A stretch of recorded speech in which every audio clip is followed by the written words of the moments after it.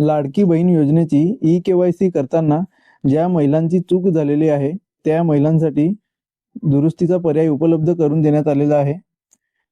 दुरुस्ती करण्यासाठी आपल्याला ब्राउझरवरती लाडकी बहीण योजनेची साईट ओपन करायची आहे. साईटची लिंक तुम्हाला डिस्क्रिप्शन मध्ये सुद्धा मिळेल. साईटवरती आल्यावर आपल्याला मेसेज दिलेला आहे, ही के.वाय.सी ची संधी फक्त त्या लाभार्थ्यांना आहे ज्यांच्याकडून ई-के.वाय.सी करताना चुकीचे पर्याय निवडण्यात आले होते.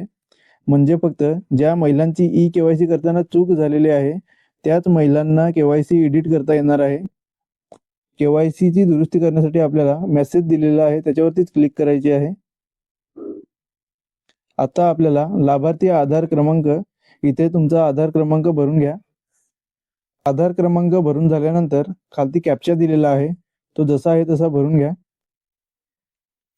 कॅप्चा भरून झाल्यानंतर खालती मी सहमत आहे हा पर्याय दिलेला आहे त्याच्यावरती टिक करा व नंतर OTP पाठवा या पर्यायावरती क्लिक करा. तुमच्या मोबाईलवरती OTP येईल. आलेला OTP भरून घ्या व सबमिट करा.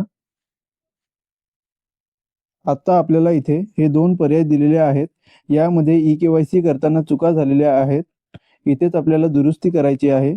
इथे पहिला पर्याय आहे, माझ्या कुटुंबातील सदस्य नियमित कायमस्वरूपी कर्मचारी म्हणून सरकारी विभागात, उपक्रम मंडल, भारत सरकार किंवा राज्य सरकारच्या स्थानिक संस्थेमध्ये कार्यरत.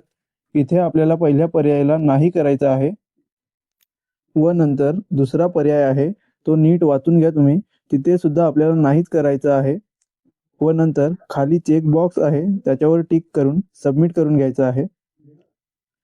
तुम्हाला मेसेज दाखवेल तुमची ई-के.वाय.सी पडताळणी पूर्ण झाली आहे.